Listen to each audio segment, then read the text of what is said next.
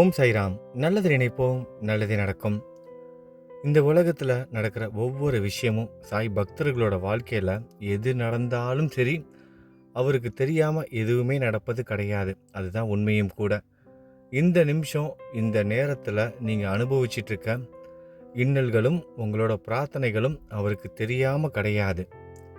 நிச்சயமாக உங்களோட பிரார்த்தனைகள் நிறைவேறும். இன்றைய பதிவோட தலைப்பு, உங்களுடைய பக்தி ஏற்கப்பட்டது. 3 நாட்களில் நல்ல செய்தி தேடி வரும். 3 நாட்களில் நல்லது நடக்கும். இன்றைய பதிவோட தலைப்பு, உங்களுடைய பக்தி ஏற்றுக்கொள்ளப்பட்டது. நிறைய நண்பர்களுக்கு இருக்கிற மிகப்பெரிய ஒரு சந்தேகமே என்னன்னா, என்னோட பக்தி, என்னோட சேவை பாபா ஏற்றுக்கிட்டாரா? நான் அவரை மனப்பூர்வமாக நம்புகிறேன், ஆத்மார்த்தமாக சரண் அடைஞ்சிட்டேன், அதை அவர் ஏற்றுக்கிட்டாரா அப்படிங்கிற அந்த ஒரு சந்தேகமும் கேள்விக்குறியும் இருக்கு. அந்த ஒரு சந்தேகமும் கேள்விக்குறியும் இருப்பதால தான் நம்ம அடுத்ததை தேடி ஓடுறோம். பாபாவுக்கு என்ன செஞ்சால் பிடிக்கும், என்ன செஞ்சால் பிடிக்கும்னு வெளியவே தேடி போய்கிட்டு இருக்கோம். நம்ம உள்முகமாக திரும்பணும். ஆத்மாக்கள் ஒவ்வொன்றும் இறைவனோட அம்சம். இந்த உலகத்தில் படைத்திருக்கின்ற அனைத்து ஜீவராசிகளோட ஆத்மாவும் இறைவனோட அம்சம். அது யானைகளாக இருக்கட்டும், விலங்குகளாக இருக்கட்டும், பறவைகளாக இருக்கட்டும், மான்களாக இருக்கட்டும், மனிதர்களாக இருக்கட்டும், எல்லாமே இறைவனோட அம்சம். எப்பேற்பட்ட மனிதர்களாக இருந்தாலும் சரி, மனிதர்களாக இருந்தாலும், நாயாக இருந்தாலும், யானையாக இருந்தாலும், கழுதையாக இருந்தாலும், குதிரையாக இருந்தாலும், பூனையாக இருந்தாலும், நாய் கறியை தின்கிற சண்டாளனாக இருந்தாலும் கூட இறைவனோட அம்சம்தான். அதாவது அந்த ஆத்மாங்கிறது இறைவன் சம்பந்தப்பட்டது. இந்த ஆத்மா நம்மளோட உயிர், உடல், நம்மளோட இந்த பிறவி, மனித பிறவியாக இருக்கட்டும், இல்லை விலங்குகளாக இருக்கட்டும், தாவரங்களாக இருக்கட்டும், எதா வேணா இருக்கட்டும், பிறவிகள் வேணா மாறலாமே தவிர அதற்கான அந்த ஆத்மாங்கிறது எல்லாமே ஒன்று தான். அந்த ஆத்மா ஏற்று இருக்கிற ரூபத்திற்கு ஏற்ற மாதிரி அதோட ஆட்டங்கள் அதிகமாகிறது.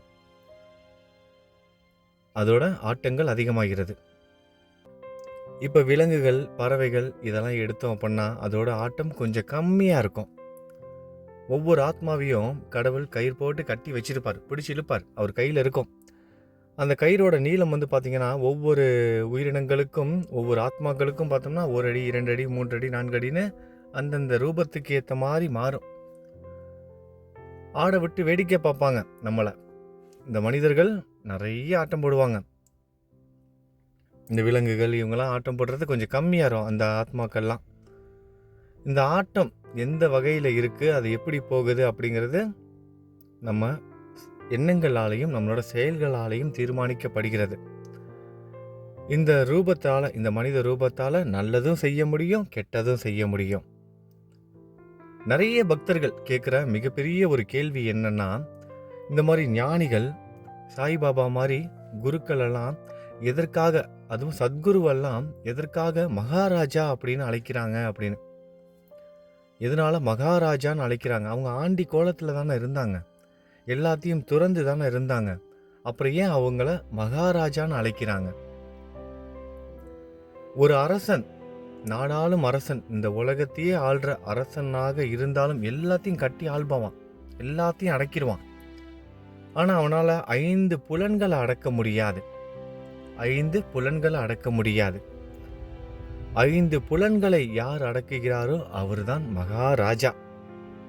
மற்ற எல்லாத்தையும் அடக்கிடலாம், இந்த உலகத்தையே கூட அடக்கிடலாம், என்ன வேணா செஞ்சு, என்ன வேணா பண்ணி, என்ன வேணா செஞ்சிடலாம். ஆனால் இந்த 5 புலன்களை அடக்க முடியுமா? 5 புலன்களை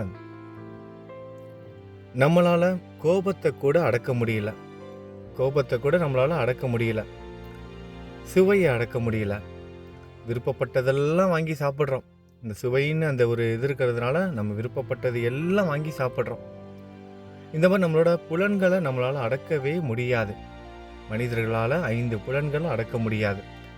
சத்குரு யாரெல்லாம் 5 புலன்களை அடக்குறாங்களோ அவங்க தான் மகாராஜா. உங்கள் கேள்விக்கான பதில் கிடைச்சிருக்குன்னு நினைக்கிறேன்.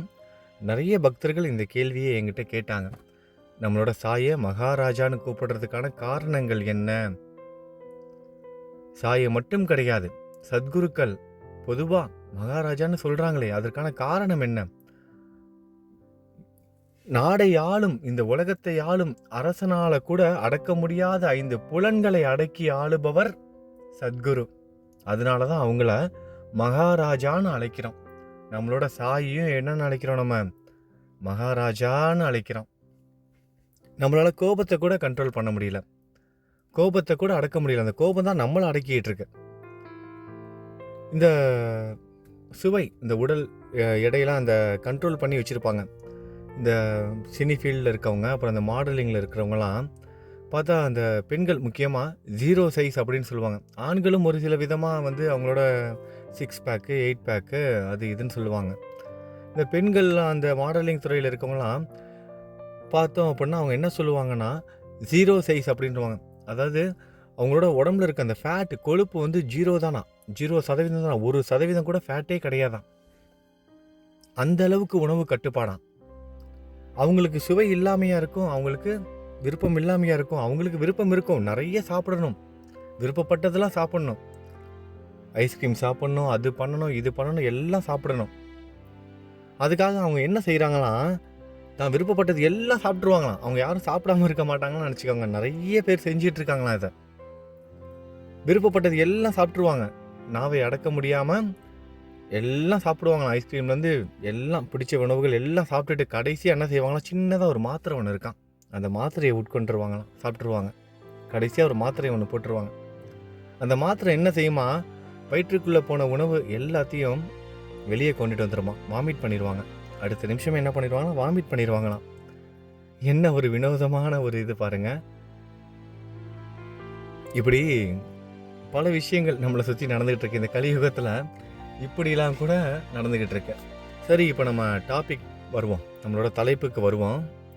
உன்னுடைய பக்தி ஏற்றுக்கொள்ளப்பட்டது. நிறைய பக்தர்களுக்கு இருக்கிற கேள்வியே, மிகப்பெரிய ஒரு கேள்வி என்னென்னா, என்னோட பக்தியை பாபா ஏற்றுக்கிட்டாரா? நான் உண்மையோடு இருக்கேன், ஆனால் அவருக்கு என்னால் தினந்தோறும் வந்து அவருக்கு செய்ய வேண்டிய விளக்கேற்றுவது, தவண மஜ்ரி படிப்பது, சச்சரிதம் படிப்பது, இந்த மாதிரியான விஷயங்களை நான் தொடர்ந்து செஞ்சுக்கிட்டு இருந்தாலும் ஒரு சில நாட்களில் என்னால் செய்ய முடியாமல் போகுது. என்னோட சூழ்நிலைக்காகவும் என்னோட குடும்பத்தினருக்காக நான் ஒதுக்குற நேரம், நான் பார்க்குற வேலை, இது எல்லாம் சார்ந்து பல விஷயங்கள் என்னை கட்டுப்படுத்தி என்னை இதெல்லாம் செய்ய விடாமல் செஞ்சிருது சில நாட்களில். ஆனால் எனக்கு அதை நினச்சி ரொம்ப கவலையாக இருக்கு, ரொம்ப ரொம்ப கவலையாக இருக்கு. நான் செய்யணும்னு நினைக்கிறேன், ஆனால் அதை என்னால் செய்ய முடியலை ஒரு சில நாட்களில். சில பேர் இருப்பாங்க, செய்கிறதுக்கான நேரங்கள் இருக்கும், ஆனால் சோம்பேறித்தனம் பட்டுட்டு செய்ய மாட்டாங்க, சோம்பேறித்தனம் பண்ணிட்டு செய்ய மாட்டாங்க. சாய் என்ன இதை கேட்டாரா, கடவுள் என்ன இதை கேட்டாரா, அவங்க என்ன இதெல்லாம் கேட்டுக்கிட்டா இருக்காங்க அப்படின்னு அவங்களுக்கு அவங்களே என்ன செய்வாங்க, சரிப்படுத்திக்குவாங்க. அவங்க செய்கிற தவறுகளை வெளியே தெரியாத மாதிரி அவங்களோட வார்த்தை ஜாலங்களை, அறிவை பயன்படுத்தி, அவங்க நல்லா கற்றறிந்தவங்க, வார்த்தை ஜாலங்களை பயன்படுத்தி வாதாடி என்ன செய்வாங்க, அவங்களே வந்து சரி செய்துக்குவாங்க, தவறை சரியாக காமிச்சிக்குவாங்க. அப்படி இல்லாமல் உண்மையான ஒரு வேதனையோடு, உண்மையான மனக்கலக்கத்தோடு என்னால் இதை செய்ய முடியலன்னு வருத்தப்பட்டீங்கன்னா கூட அது கூட ஒரு சேவையில் தான் போய் முடியும், அது கூட ஒரு பக்தி தான். உண்மையாகவே உங்களால் இன்றைக்கி செய்ய முடியலை. ஏன்னா நிறைய பக்தர்கள் நான் பாபாவுக்கு விளக்கேற்றுவாங்க, இன்றைக்கி எனக்கு அவருக்கு வந்து நைவேத்தியம் கூட வைக்க முடியல, விளக்கேற்ற முடியல, பூஜை செய்ய முடியல. சரியாக இந்த வியாழக்கிழமை அன்னைக்கு இந்த மாதிரி ஆயிடுச்சு. வீட்டில் இருக்கிறவங்க ஒத்துழைக்க மாட்டாங்க, கோவிலுக்கு போகாமல் என்னை தடுத்து நிப்பாட்டுறாங்க அப்படின்னு கோபம் நிறைய பேருக்கு. கோபப்படாதீங்க, சோதனைகள் வரும், இந்த மாதிரியான விஷயங்களுக்கு சோதனைகள் வரும். இந்த கலியுகத்தோட பிரபாவமே அப்படி தான். ஆனால் நம்ம மனசில் அவங்களோட நாமத்தை, நம்ம வணங்குற தெய்வத்தோட நாமத்தை, நம்ம சத்குருவோட நாமத்தை ஜெபம் பண்ணிக்கிட்டே இருந்தாலே போதும். உங்களுடைய பக்தி ஏற்றுக்கொள்ளப்பட்டது. உங்கள் பாபாவால், உங்களோட சாயால் உங்களோட பக்தி ஏற்றுக்கொள்ளப்பட்டது. இன்றைய பதிவோட தலைப்பு மாதிரி இன்றைக்கி என் கூட சேர்ந்து கோவிலை முழுவதுமாக சுற்றி வந்தவங்களோட வாழ்க்கையில் நல்லது நிச்சயமாக நடக்கும், நம்பிக்கையோடு இருங்க. இன்றைக்கி நம்ம சாய் குடும்பத்தை சேர்ந்த வெங்கடேஷ் சகோதரருக்கு 35வது பிறந்தநாள். வெங்கடேஷ் சகோதரருக்கு நம்ம சாய் குடும்பத்தோட சார்பாக பிறந்தநாள் வாழ்த்துக்கள் சொல்லிக்கலாம். சகோதரருக்காக நம்ம எல்லாரும் பிரார்த்தனை செய்து கொள்ளலாம், உடல் ஆரோக்கியத்திற்காகவும் அவரோட எதிர்கால வாழ்க்கைக்காகவும். அடுத்ததாக நம்ம சாய் குடும்பத்தை சேர்ந்த விஷ்ணு பிரியன் தம்பிக்கு 4வது பிறந்தநாள். விஷ்ணு பிரியன் பிறந்தநாள் வாழ்த்துக்கள் அவருக்கு சொல்வதோடு மட்டும் இல்லாமல் குழந்தை முழு உடல் ஆரோக்கியத்தோடும் குழந்தையோட எதிர்காலத்திற்காகவும் நம்ம எல்லாரும் நம்ம சாய்கிட்ட பிரார்த்தனை செய்து கொள்ளலாம். இவங்க மட்டும் இல்லாமல் இன்னைக்கு வேற யாரெல்லாம் நம்ம சாய் குடும்பத்தில் பிறந்த நாள் கொண்டாடுறாங்களோ அவங்க எல்லாருக்கும் பிறந்தநாள் நல்வாழ்த்துக்கள். திருமண நாள் கொண்டாடும் தம்பதிகளுக்கு திருமண நாள் நல்வாழ்த்துக்கள். நல்லது நினைப்போம், நல்லது நடக்கும்.